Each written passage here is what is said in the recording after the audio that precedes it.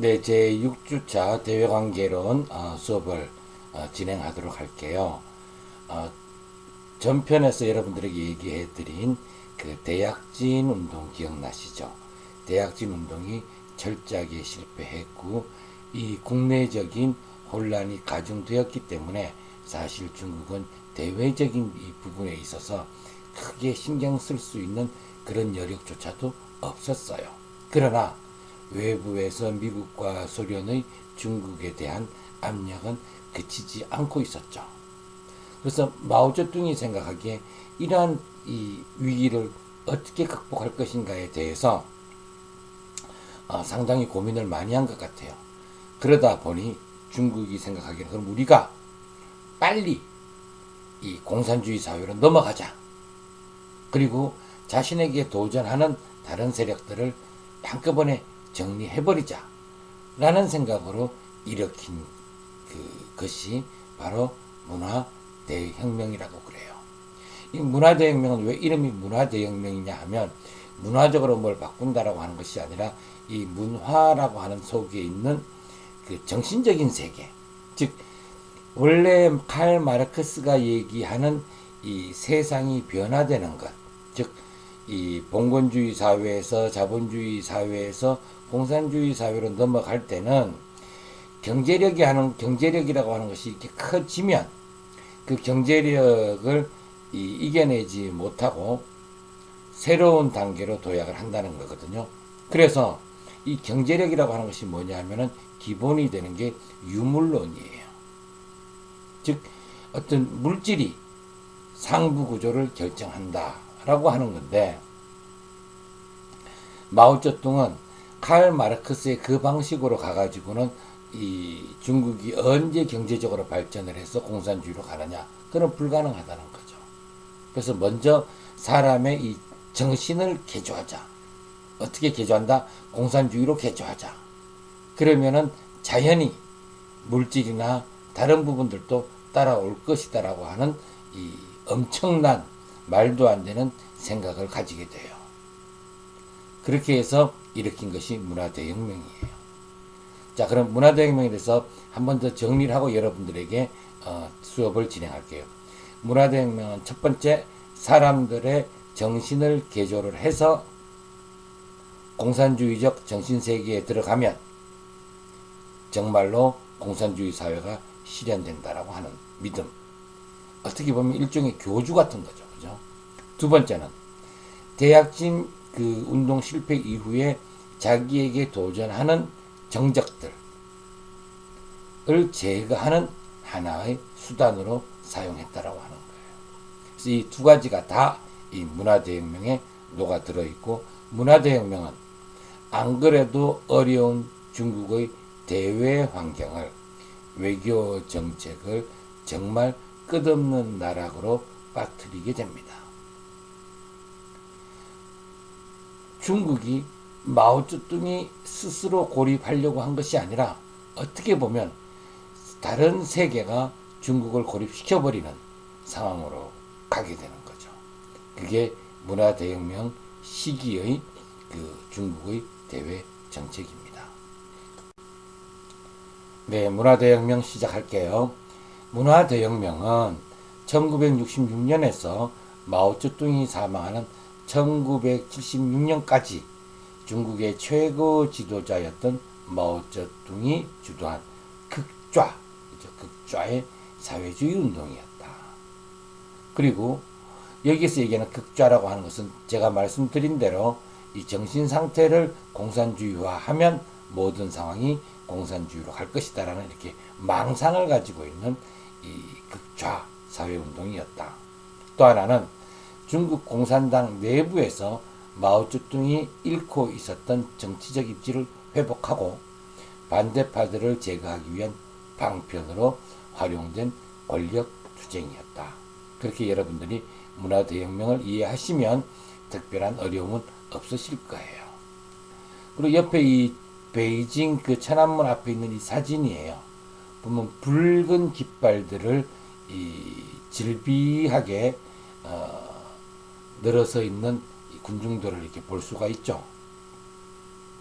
붉은 깃발이 상징하는 게 뭐죠? 혁명이죠. 이렇게 혁명을 좋아하거나 혁명을 추진하다 보면 실제로 인민들의 삶, 백성들의 삶, 국민들의 삶은 피폐해질 수밖에 없어요. 왜? 사람이라고 하는 것은 이 정력이나 열정이나 이런 것들이 한계가 있거든요. 그런데 전부 이 혁명이나 투쟁에다만 집중하니까 국가 건설이나 국가 발전은 찾을 수가 없었던 거죠.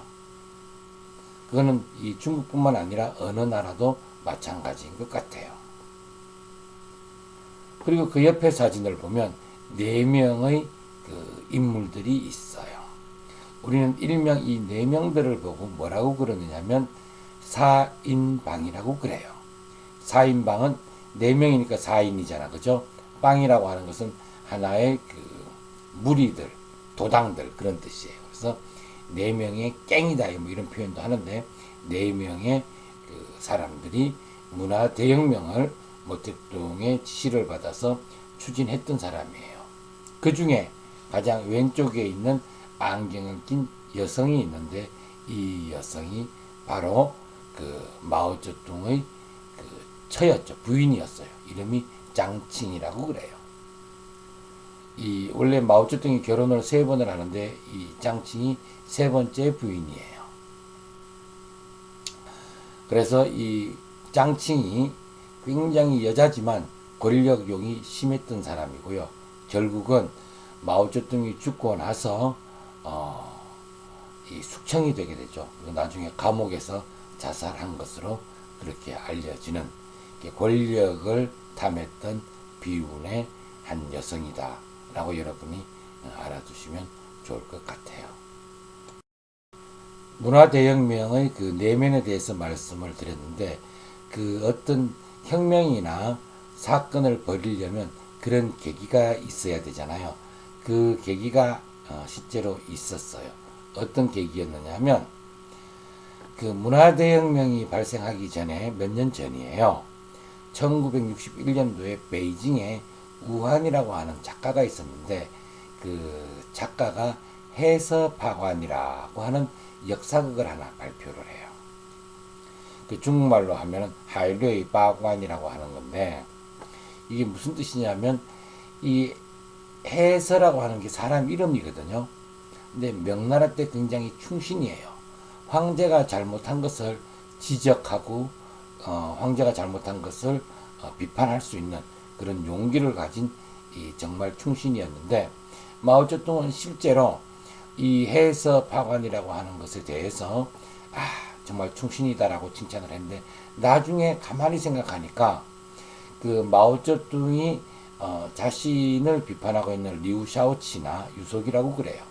덩샤오핑이나 이런 사람들이 마치 이 사람들이 당연히 이 모택동을 비판하는 것이 맞지 않느냐라고 생각을 하고 자신을 직접 공격한다고 생각을 해서 굉장히 불쾌해하고 있었죠.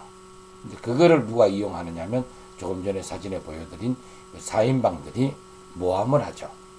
모함을 해서 이 해서파관이라고 하는 걸 만든 이유는 사실은 충신이 아니라 모택동을 비판하는 겁니다. 해서 모택동의 화를 더 불러일으킵니다. 그래서 모택동은 결심하게 되죠. 내가 나를 반대하는 자들을 제거하겠다. 라고 하면서 드디어 문화대혁명이 시작되는 거예요. 모택동은 그래서 이 많은 사람들을 모아놓고 주장을 합니다. 당의 중앙선전부는 좌파를 지지하지 않고 좌파를 억누르는 악의 근거지이다. 다시 말해서 모택동은 자신에게 반대하는 세력들이 이 중앙정부에 있다는 것 자체를 참지를 못했던 거죠. 그래서 군중을 동원하기 시작을 합니다. 그래서 좌파를 지지하지 않을 것이라면 중앙선전부 북경식위원회를 해산시켜라. 다시 말해서 기존에 있는 정부를 파괴하고 기존의 정부를 해체시켜 버리겠다라고 하는 거죠. 그래서 문화대혁명이 일어나는 그 해 1966년도 4월에 해방군보라고 있어요. 군대에서 나오는 그 신문이죠. 그 신문에서 사설을 하나 발표를 합니다.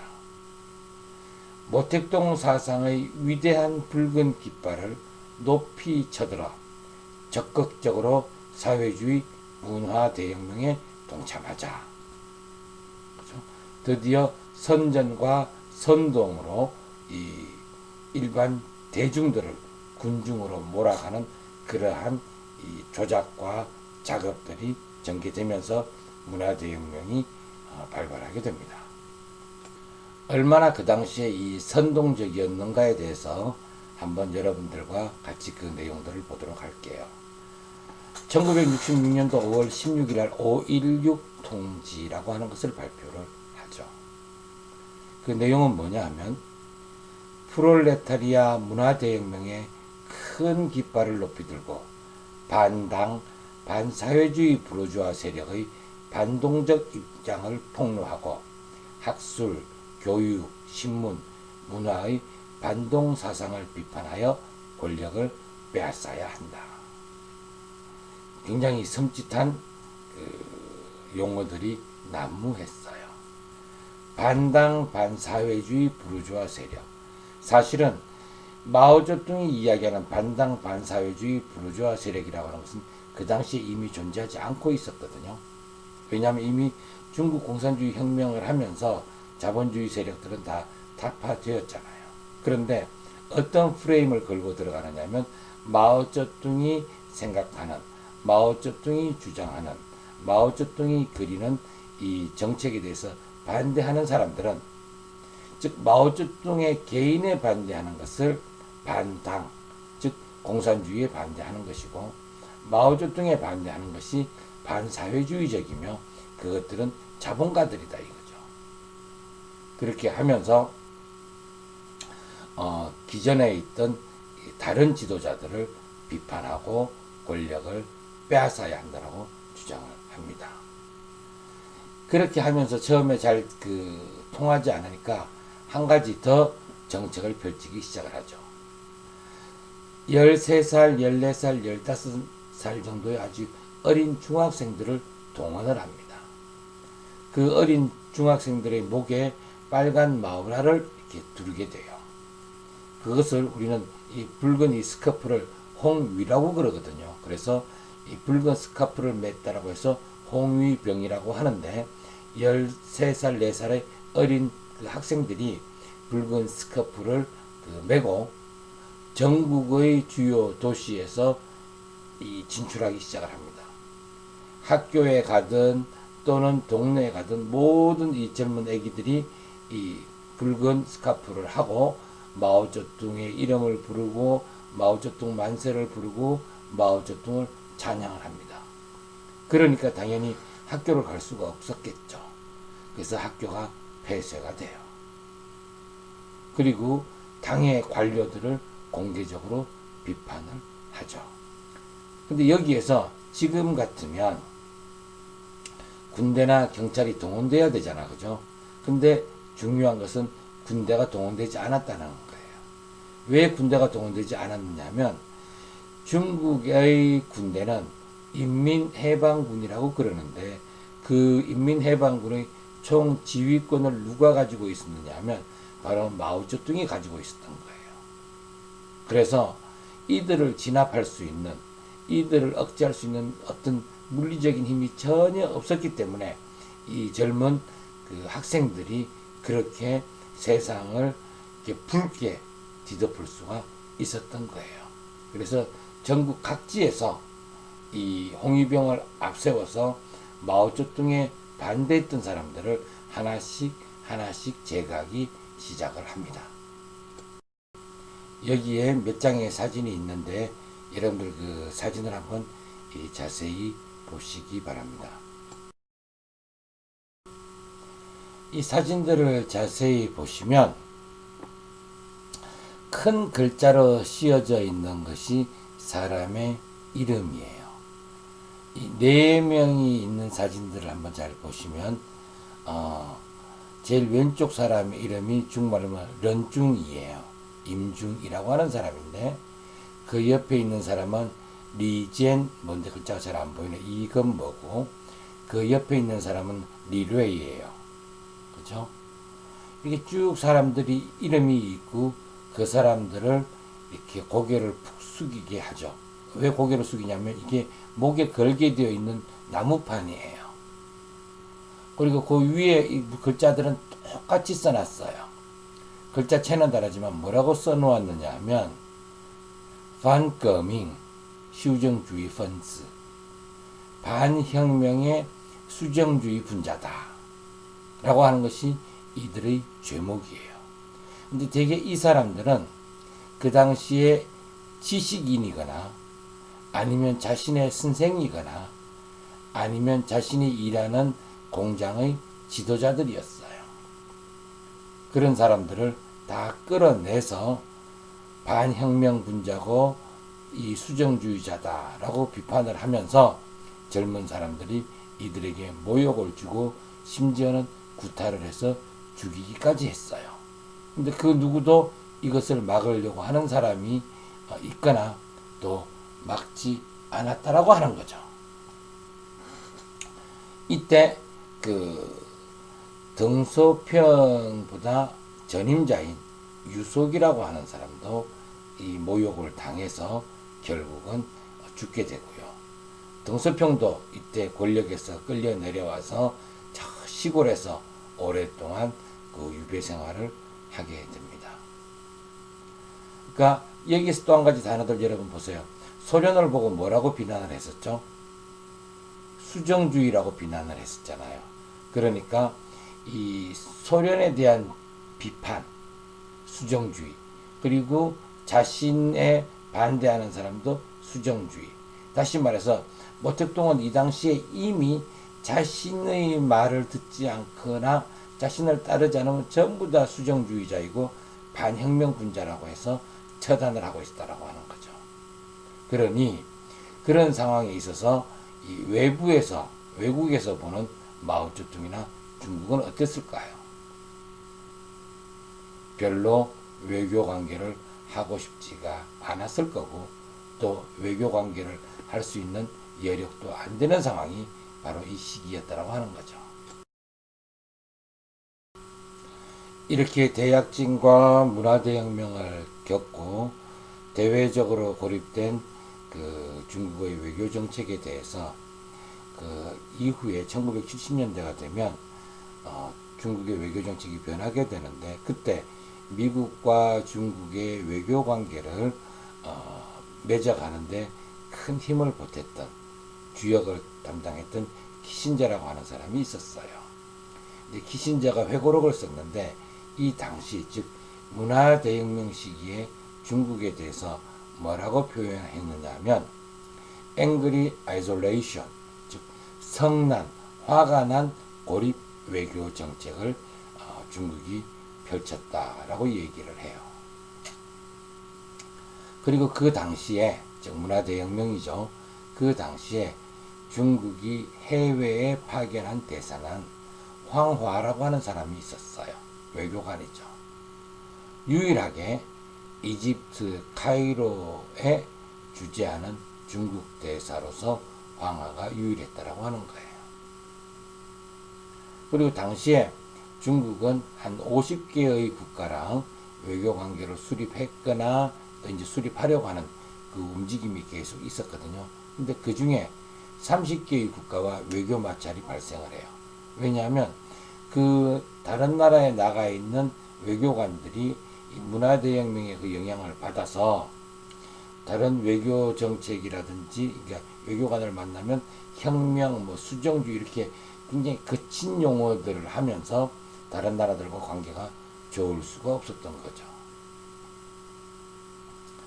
그래서 이 중국이 해외에 그 당시에 14개 정도의 영사관, 대사관들이 나가 있었는데 다 폐쇄해버려요.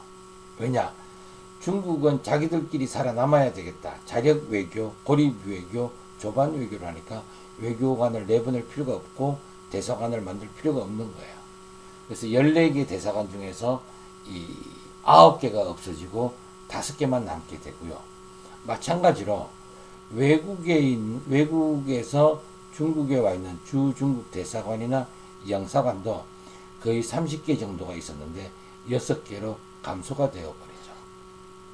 그러니까 여러분들 외교라고 하는 것이 그렇지 않나요? 그러니까 A라는 국가와 B라는 국가가 서로 대사나 대표를 파견을 해서 그 나라를 대표해서 그 외교 관계를 하잖아요. 근데 대사관이 없어지는 거예요. 대사가 없어지는 거예요. 외교가 될 수가 없는 거죠. 그 시기가 바로 대약진과 문화대혁명 시기에 중국 외교 정책이었고, 우리는 그것을 일으켜서 뭐라고 그런다? 일컬어서 중국의 고립 외교, 조반 외교 시기다라고 한다. 이렇게 여러분들이 참고하시면 될 것 같아요. 네, 여러분들 오늘 또 이게 수업 듣는다고 고생들 많이 하셨고요. 이렇게 차근차근 중국의 외교 정책에 대해서 공부를 하시고, 그 다음 주까지 그 등소평 이전의 외교 정책을 정리를 하고 아마 중간고사나 평가를 할 것 같아요. 그리고 그 다음 부분부터는 등소평부터 시진핑까지 지금까지의 외교 정책을 여러분들과 함께 할 계획이에요. 그리고 오늘 여러분들 과제가 있으니까 힘드시겠지만 그래도 과제를 노트에다 이렇게 정리를 좀 해주세요. 왜냐하면 이게 다 여러분들 것이 되고 여러분들 공부가 된다고 생각을 해서 과제를 드리는 거예요. 오늘도 여러분들 고생 많이 하셨습니다. 다음 주에 뵙겠습니다. 네, 과제 잠깐 말씀드릴게요. 그 중국 공부하면 어차피 다른 수업에서도 하겠지만 우리는 이 대외 관계와 관련돼서 간단하게 정리를 좀 하셨으면 좋겠어요. 대약진 운동, 문화대혁명 각 한 페이지씩 해주시고요. 그리고 조반 외교, 고립 외교에 대해서 여러분 좀 찾아서 정리해 주시면 좋을 것 같아요. 그리고 제출 일시는 2020년 10월 12일 다음 주까지 내주시고요. 제출 방법은 카카오톡으로 해주시면 됩니다. 오늘 정말 고생 많이 하셨습니다.